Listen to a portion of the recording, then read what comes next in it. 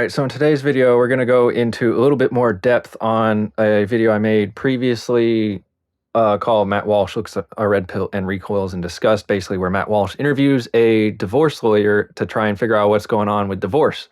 And the reason I'm going back over this again is because, well, while I mentioned some of the more not so obvious oxymorons, I left quite a few obvious oxymorons out of my explanation for the succinctness of the video, because I didn't really intend on making a video an hour long about a 3-minute clip. But apparently to some people in the comments, what I thought was obvious apparently was not so obvious. Now, please, nobody go and leave hate on those people. This isn't to hate on them. This is just so that I can explain, I guess, the rest of what I didn't explain in the previous video. So just to refresh everyone's memory, or in case you aren't aware of the video that I'm talking about, here are the clips that I reacted to in the last video I made about this, but here they are just all together. There's a lot of discourse about, why women commence more divorces than men. And there's a lot of discourse about the impact of no-fault divorce.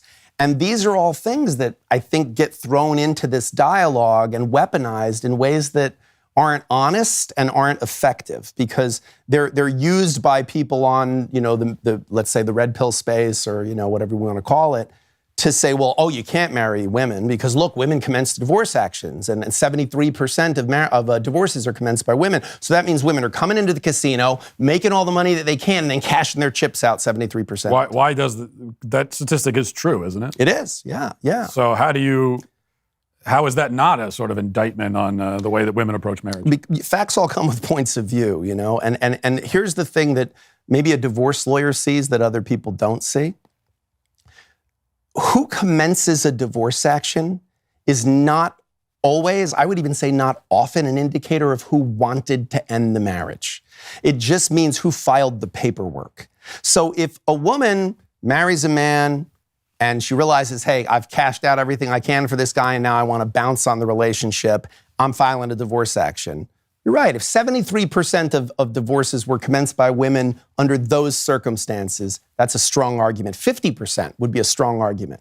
The reality is, much more frequently than that, I see a guy who runs off with his secretary, stops paying any expenses related to the residence. He's been the breadwinner of the family for so many years, and he's not going to just set up like a franchise. Like, he's leaving this wife and 2 kids, and a man who leaves his wife for his mistress just leaves a job opening. So now he's going to go to the mistress, and he's going to have a family with her now, but he's not going to take care of his responsibilities towards the family he already has. What does that woman do? She comes into my office and she says, help.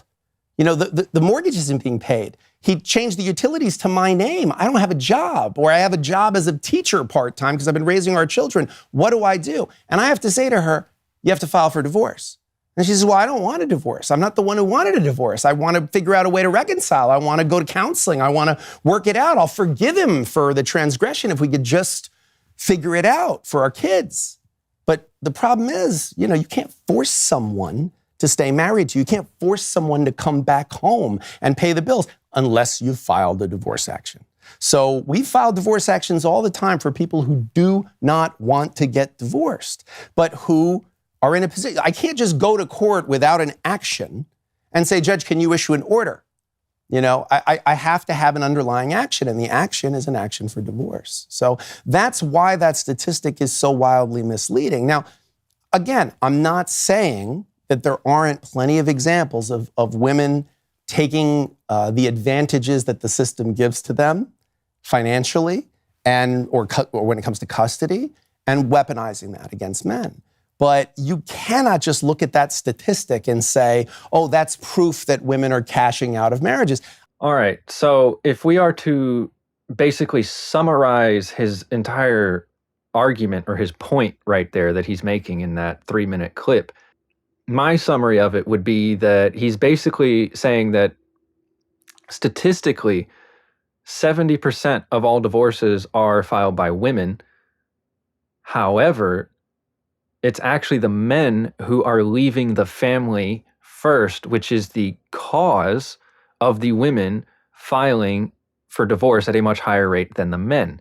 That statement itself is an oxymoron, because when you really start to consider what he's saying in this part of the video, the entire argument he's making here is basically a Russian nesting doll of oxymorons, essentially. That, you start with the general concept of the argument, and that's the first oxymoron. And the more layers you go deeper, the more oxymorons you realize there are. But let's explain why the general concept of this argument is an oxymoron. So, when a divorce happens, the women get the children 90% of the time.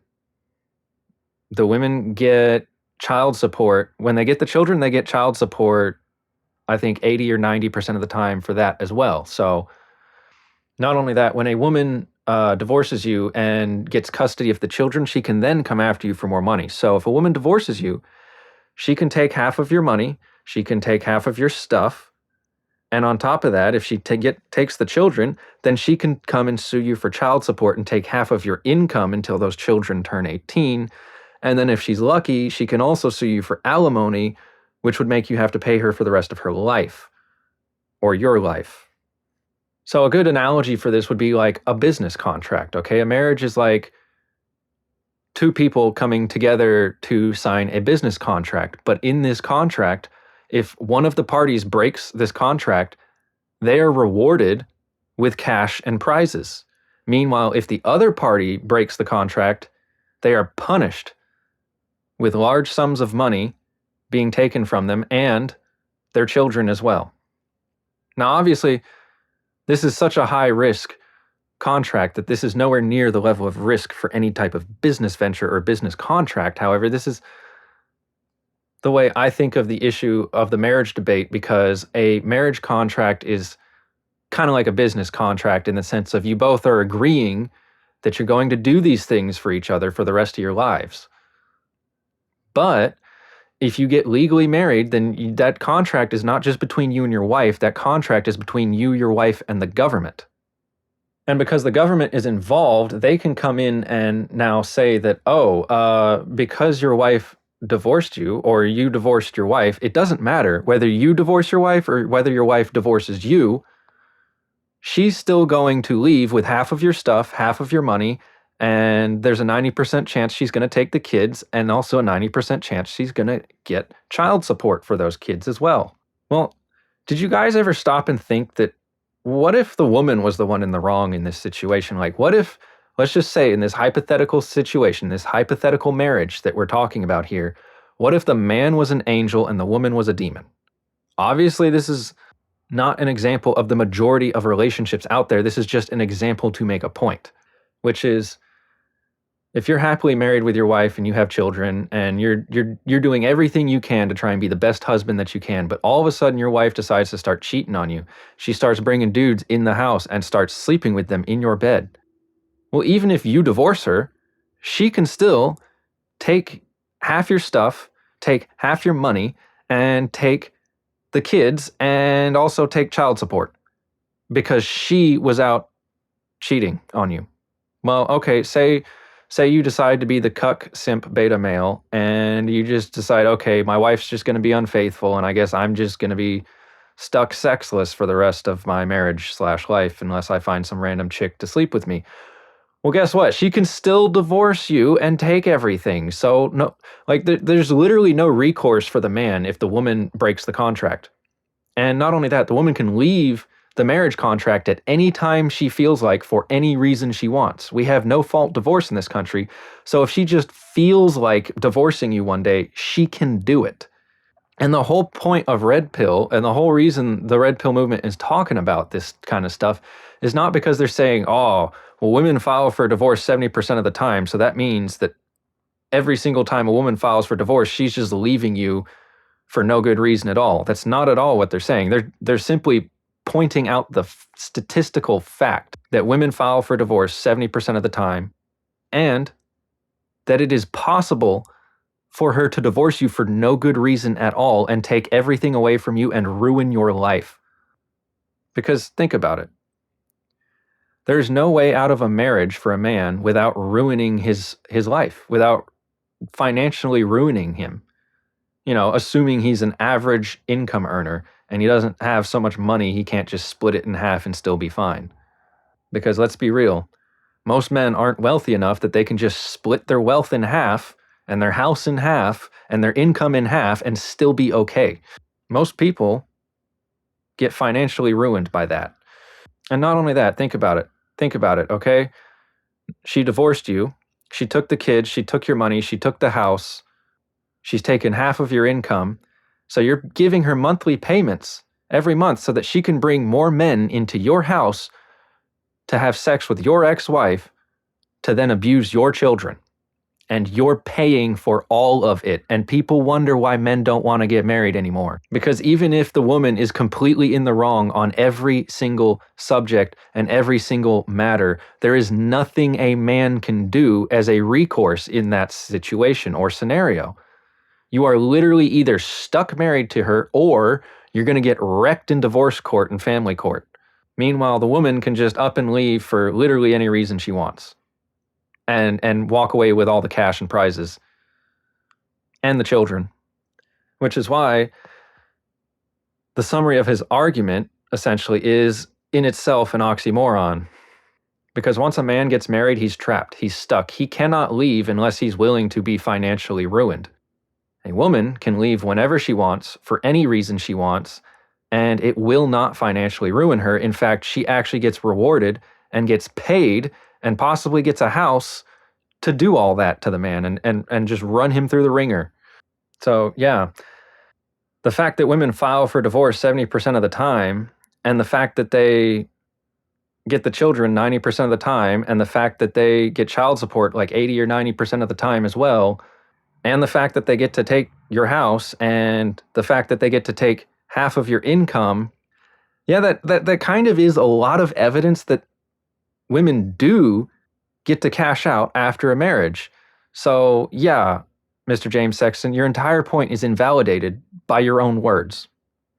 All right, now moving on to the hypothetical example that the lawyer gave Mr. James Sexton on what he calls, and I quote, a much more likely scenario than the woman getting bored and deciding to divorce the man. He says it's actually much more common for the man to just basically abandon the wife and to just leave her and the kids alone and to just go off and start hooking up with some other woman and start making a family with her without even ending things with the wife. And then he just starts transferring bills into her name. That was the specific example that Mr. James Sexton gave. And obviously my retort to that example is that's not an average man. The only type of man that could afford to do that would be a top 10% income earner. And after skimming through the rest of the interview with Mr. Walsh, I actually got confirmation of the fact that, yes, Mr. James Sexton is not actually a lawyer for the top 10% income earners. He's a lawyer for the top 1% income earners, because later on in the interview, he talks about representing clients whose husbands made hundreds of millions of dollars a year. Well, that puts you in the top 1% of income earners in America. That is the ultra wealthy. This man has absolutely no idea what the average divorce is like. This guy he is not a lawyer for most divorces. He divorces couples who make hundreds of millions of dollars a year. So of course he's going to believe these more skewed statistics, because you're dealing with a very small selective group of people, and you're not actually dealing with a majority of the population here. This is not the average experience for most people in divorce. Because think about it. The only man that would up and leave and abandon his wife and his children and start transferring bills into her name without divorcing her is a man that knows that she's going to divorce him and then come for half of his money, his stuff, and his income. And one of the commenters said, oh, well, yeah, that's a false equivalency, essentially, because that's, it's not about a man who can afford to support two families. It's about a man who only chooses to support one. But it's like, that's a really, really bad argument, because if you really break it down, okay, if the man starts another family with another woman without divorcing his previous wife, then his previous wife is going to divorce him and sue for, alimony, child support, and all that stuff. Well, whether the man wants to or not, he will be paying for two families. Okay, so It doesn't matter whether he wants to only support one or the other. The fact is, if a man starts another family with another woman while he's still married to a woman, then he will be financially supporting both of those families because of the current standing of the legal system. That's how it works in this country. And my whole point was, a man that can afford to do that is a man that is making so much money he doesn't care. Because think about it. Think about it, okay? If you're making six figures or above, you're essentially in the top 10% of income earners in America, and that's not even an average, or a good average, or a good taste test for what's going on in the general public, because that's only 10% of the population that we're looking at there, because the average income in America is $55,000 a year.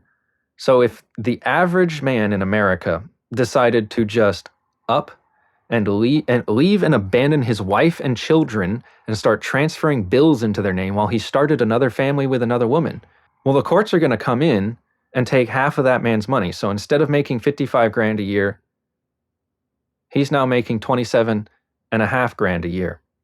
Now, I know it's possible to support a family on 27 and a half grand a year, but it's not easy. That's a struggle. And not only that, you really think a man who only makes 55 grand a year is going to be okay just splitting his income in half? Not only that, his wife also taking half of his lifetime savings. Because think about it, guys that work average wage jobs for 20, 30, 40 years are going to save up some money. And of course, the courts are going to come in and cut that in half and give the half to his wife. For an average income earning man, divorce absolutely financially wrecks you. The only people who are not financially wrecked by divorce are the people who are at minimum top 10% income earners or higher. And that was my entire point about this entire analogy that Mr. James Sexton is making here. And this example that he's giving is that the only type of people who would logically do the things that he is saying are people who are making so much money that they are at minimum top 10% income earners. However, with the evidence of him talking about some of his clients and how much money they make annually, previously or later in the interview, I can confirm that no, in fact, he's not actually talking about the top 10% income earners. He's talking about the top 1% income earners. Because I believe it's only like 400 million a year is what you have to make to be top 1%. That's it. And so, yeah, if the husbands of his clients are making hundreds of millions of dollars a year, then that means they're either top 1% or they're top 2%. Okay, like this is not a good sample selection of people to get a general consensus as to what's happening in the general population, because the problems of the ultra wealthy are going to be very different than the problems of the average person.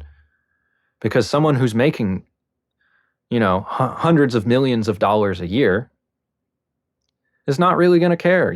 If you go from making like 400 million a year to making 200 million a year, are you really going to notice? Like, are you really going to notice? And that's probably why the guy just up and left, because think about it. If you have enough money, you don't care if your wife takes half and she's so much of a headache that you just don't want to deal with her. Because think about it, okay?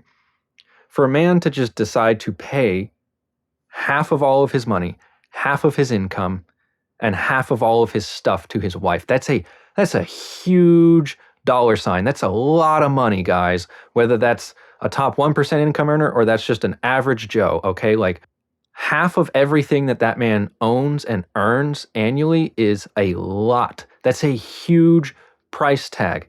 And if a man is willing to just pay that price to just walk away from his wife, one has to ask the question, what on earth did she do to make a man willing to pay that much money just to walk away?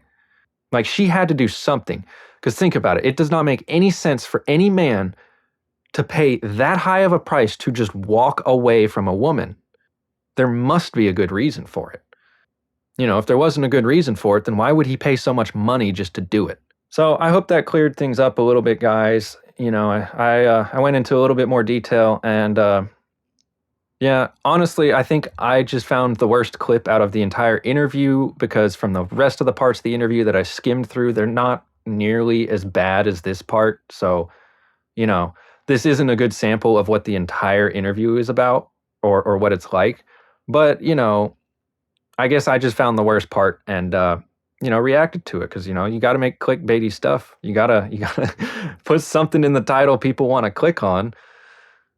But I mean, I guess YouTube kind of just fed it up to me, because I didn't even search out this clip. I didn't watch the interview. I just was scrolling through YouTube and saw this clip come up on my YouTube feed and watched it, which was why I ended up reacting to it that day. But yeah, guys, if there's any other parts of this interview you want to see me break down into any more detail, then just go ahead and leave a comment, and I will check it out and see what we can do about that. One last thing before we go for today, everyone.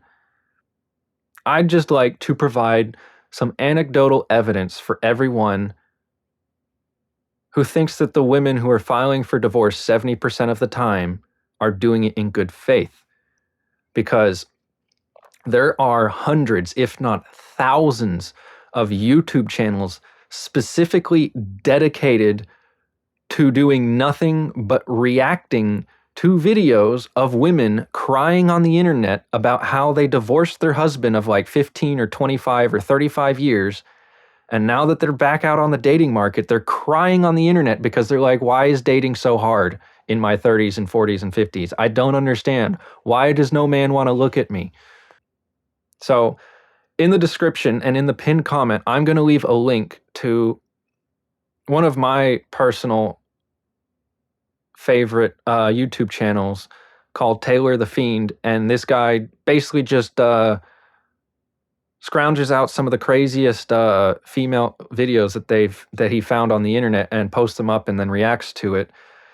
And I think it's just it's some good exposure therapy for everyone who believes that these women are divorcing in good faith. Please just go check out a couple videos on Taylor the Fiend's YouTube channel. His entire YouTube channel is nothing but videos of these crazy women doing crazy things and then admitting it on the internet and posting it for all the world to see. And this is just one of hundreds, if not thousands, of YouTube accounts that do this, okay? There is an infinite supply of videos of women crying on the internet about how they ruined their life because they divorced their husband of like 15, 25, 35 years, and now they can't find a man that wants to wife them up. So I understand that this is anecdotal evidence, but it's anecdotal evidence that if you actually do enough research out there, you'll eventually start to realize that this 70% statistic about women divorcing men is actually a very scary statistic. And I would argue that at least half of those 70% of divorces that are filed by women are filed for what I would consider not good reasons to end a marriage. But hey, why don't you go and check out some of those videos and go and decide for yourself? Don't take my word for it. Don't believe what I have to say. Go and do your own research. Do your own math. Come up with your own opinions. Because this is a free country, Everyone is entitled to their own opinion, so don't go believing someone else's opinion. Make up your own. But yeah, that's it for today, guys. Make sure you drop a like on this video, subscribe to my channel, and don't forget to follow me on Rumble. So here's how I learned how to meet my own needs after divorce. So I'm that girl that was in relationships from the time she was 14 years old until at 31, I looked at my husband and I was like, peace out, dude, I'm gonna go do me now. But it didn't take me long after leaving my marriage to just find the next guy. The thing was, the next guy was a lot younger and Okay, so we left our marriage for absolutely no reason. We just looked at him and we decided to leave. And now we instantly go find another man. All right, fantastic start to the story. Well done. I knew that it wasn't going to last forever. He looked at me the same way. It was a casual thing. But ending that casual thing, that's when it got really hard. Casual guy and I are still great friends, but separating that meant me going out on my own emotionally for the first time since I was 14 years old. When that casual thing ended and I was like, okay, Jade, we're doing this. We're going to learn how to just fulfill our own need. I went through at least a 6 to 8 month span where I was very angry at men. Right. So we divorced our husband of 13 years for no good reason. We went back out into the dating market. We realized that we couldn't get a relationship out of the next man because he only viewed us for fun. And now we're frustrated at men because we need to take care of our own needs like an adult and not like a child. All right, let's keep going. Very angry. Because in my world, in my life, they've basically been a constant letdown. Not all of them, but a lot of them. And during that very, very angry phase that I had, I still, in my head, was thinking, I still need to find a partner, and that, the search hadn't ended. The problem is, when you centralize your focus on finding a relationship, you settle way too easily. I don't know why, but these women decide, right? Isn't it amazing? They divorce their husband of 13 years, of 10 years, of 2 decades, whatever the case may be. And now they stress out, they go back into the dating market, and they start to instantly look for a new relationship. Ma'am, you had your Prince Charming. You had the guy that was going to give you what you wanted for the rest of your life. You could have had the family nice and easy. You could have had, a guy who's going to work his backside off to provide and care for you. But what did you do? You decided to ditch that man because you thought that the grass was greener on the other side. And of course, when you left, the streets were a cold place and no other man wanted you. Okay, and notice how her first reaction to this, by the way, that men don't want her, it's not like, oh, maybe there's something I can do, or maybe I did the wrong thing, right? Maybe I shouldn't have divorced my husband, or, maybe I can improve something about myself. No. The first thing we do is we dislike men and we make TikTok videos about it. This is one of the fundamental differences, I think, between a lot of men is guys will go out here, they'll get bad feedback from women, and guys will be far more likely to take it constructively. They'll be like, oh, maybe I should go to the gym. Maybe I do have too much weight, right? If you say to a guy, like whenever I see guys, whenever I'm at the gym and I see a person who's clearly overweight there, I think to myself, I don't think, haha, that's funny. I think to myself, thank goodness they're in the gym doing something about it, right? Because you have two types of people. You have people who take accountability for their situation and try and improve it. And then you have the people that don't. And these women who divorce their husbands of 13 years, for example, fall into the bucket of take no responsibility whatsoever. You settle for trash because you're still in that headspace where it's like, it's better to have someone than nobody at all. So one day it hit me. I didn't know who I was. I had been a stay-at-home mom for years, and everything had just been focus on the kids and everything. And one day I was like, I don't even know what I like. I don't know what I like to do. When it hit me that if I just took the energy and the focus that I had put on men and focused it on learning new skills, cultivating friendships with good boundaries with men. What an absolute genius. I love how this person is sitting here. Yeah, first of all, that's what happens. Listen, when you're in a marriage and you have kids, now I'm not married and I don't have kids, right? But I would assume, tell me if I'm wrong, guys, but I would assume that after you have a family, you're supposed to prioritize the children and the family. I don't know. Maybe I'm crazy. Maybe that's some outdated thinking of me. If I'm an idiot, feel free to let me know in the comments, guys. But I had always assumed that if you have kids, your priority henceforth should be the children. I didn't realize that I've had it backwards this whole time, that the priority should be returning to the streets and getting with random men. That's really enlightening to me. I didn't quite understand that, but thank goodness this woman has clarified this to me. And traveling or doing what it is that I want to do, it was revolutionary. And one of the things that I've noticed is that as I focus on just doing me and being the best version of me, I attract some of the best men. I have multiple deep friendships with men who I trust and respect. Men. It's hilarious that this woman said that she had earlier in the video, this woman said that she had a casual relationship with this guy, was mad because she couldn't get commitment from him, and then kept him as a friend. And now she's sitting here trying to say that she cultivates good boundaries with male friends. Why do you even have male friends in the first place? These are not male friends. These guys, they probably don't even like you. They probably just use you for a bit of fun, and then they leave and they don't want to commit to you. I'm so sick of seeing these videos where you'll see these women saying, oh, I have X amount of guy friends, and it's really great. A lot of these guy friends, they've either A, previously been with, or B, know that the guy's attracted to them anyway. No wonder no dude wants to take you seriously. No guy with any self-respect wants to date a woman who has 25 dude friends. It's not happening. Who have shown me that they're not all like the ones from my past. And my secret to navigating all of this now is that all of the men that I meet are friend zone. All of them.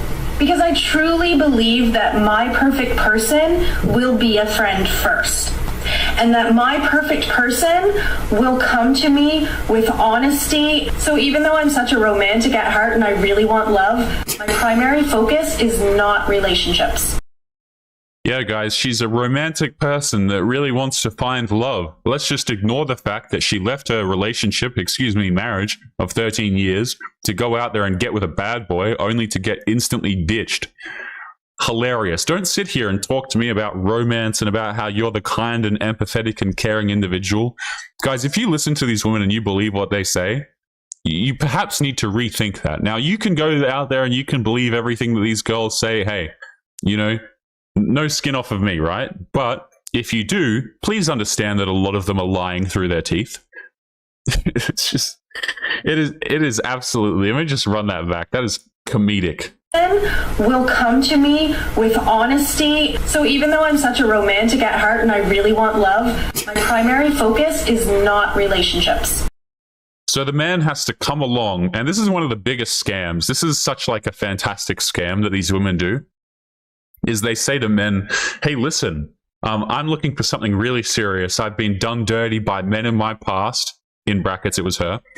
But now I want you to come along as a good man. I need my Prince Charming to come along and be my friend first, and then I will decide whether or not you shall become my boyfriend, because it is such an honor and it is such a privilege. Never mind the fact that the previous guy who got to have bedroom fun with her did it without being her friend, didn't have to get into a marriage with her for 13 years. Okay? But it's like men are expected to pay full price for a girl who went out there and just did who knows what with who knows what, right? And it's insane. It's absolutely insane. This clip shows exactly the state of the modern woman. Even though she stayed with the same man since she was 14 years old, the world media still managed to convince her that she was missing on something somehow. Now she is out here accumulating trauma and mad at men for her own poor choices. Fellas, there is no more right or wrong way to choose a wife anymore, and the risks far outweigh the benefits. So make sure you protect yourself at all times. Now, in this clip,